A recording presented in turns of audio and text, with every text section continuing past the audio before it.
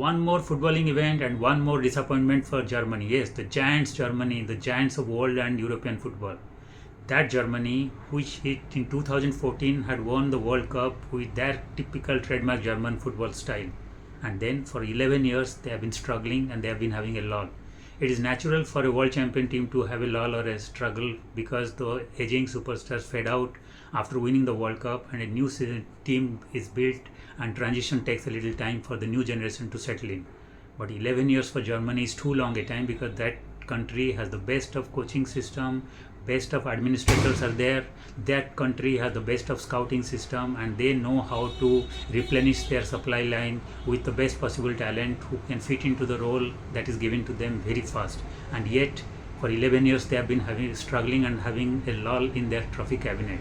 And what is more worrying for Germany is that they are now lost their mental toughness and the typical trademark German style, where they could come back from 0-1 or 0-2 down to win in dying moments, to win many big matches against big teams and win trophies. But now the reverse is happening. They have lost their mental toughness and they are now conceding games after taking lead. And what is the most worrisome in all this thing is that they are losing games at their own home, which is supposed to be their fortress and it should be their own backyard where they should be invincible, but they are losing. And all these things were displayed in yesterday's game against Portugal when they played Portugal at Allianz Arena in Munich in the semi-final of the UEFA Nations League.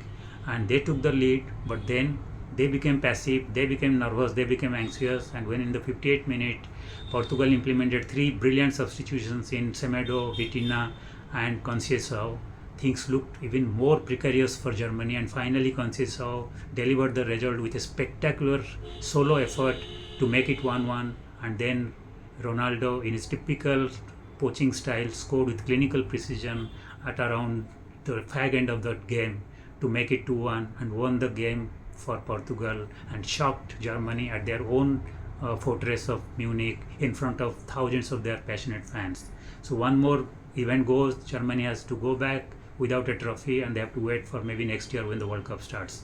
And for Portugal, brilliant performance. They struggled big time against Denmark in the quarterfinal. They were lucky to scrape through, but now they played brilliant football yesterday, dominated the game to win in Germany, to win for the first time in 25 years against Germany, and now their confidence will be sky high in the final, even though they would have a big challenge in the final because it will be either Spain or France who would be coming at them. But you can't rule out now Portugal or Ronaldo from winning a game when they are at their best. So a brilliant final is expected.